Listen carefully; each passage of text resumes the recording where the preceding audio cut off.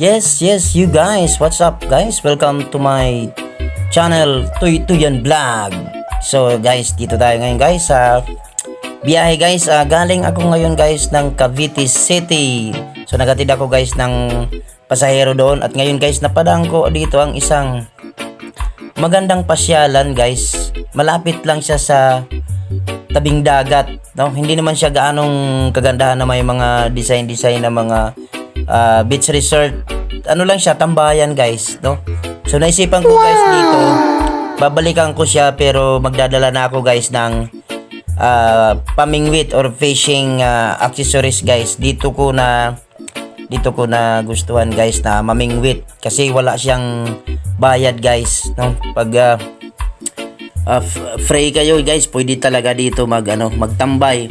Maraming tao dito, guys, pag hapon tsaka umaga nagpapahangin sila, guys. So dito, guys, meron akong nakita mga namasyal din, mga nakamotor. Ang iba dito, guys, meron din namimingwit. May nakita akong namimingwit dito, guys. So ayan, guys, upo ka lang dyan. Meron akong nakita, guys, namumulot sila ng basura. Siguro linilinisan nila, guys, yung tabi ng ilog, no? Siguro voluntary lang nila, guys, yan na mamulot ng basura.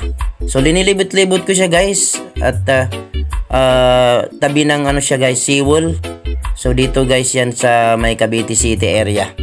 So bago kayo pumasok ng arko ng Cavite City, makikita nyo, guys, sa gawing kaliwa pag papasok kayo ng Cavite City. Pag palabas naman kayo, guys, ng Cavite City, makikita nyo naman, guys, nasa kanan siya banda.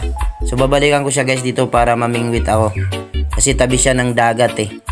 So magandang spot dito, guys, para unwind, mag-relax, yan, mag-chill, pangin, picnic. So upo ka lang dito, guys, na walang bayad, magpamuni-muni. So pwede talaga siya, guys, para sa mga magjuwa dito, sa tabi-tabi lang, pwede sila dyan, So siguro pag gabi di na ata pwede dyan kasi madilim, delikado na. Sa umaga lang, guys, tsaka hapon. So dahil ngayon, Saturday, so hindi ganong maraming ang tao ngayon, guys, kasi maulan, maambon-ambon, kaya medyo madilim-dilim ang kalangitan.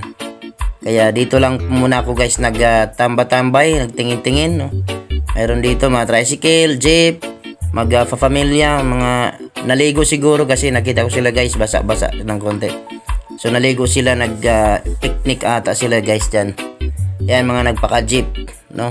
So doon sa kabila, guys, may nakita ko doon, namimingwit naman. Pero hindi ako nakapasok doon, guys, kasi may naka-boundary na, may harang na. Siguro ibang may-ari na yan doon, hinarangan na, guys, kaya hindi ako pumasok doon. So ayun, guys, pabalik na ako, patansa na ako na way. Na tayo, pauwi, guys, kasi makulimlim, baka maabutan ako ng ulan. So ayan po, guys, babalikan ko siya para ako, guys, dito mamingwit ng mga isda. Okay, let's go, guys.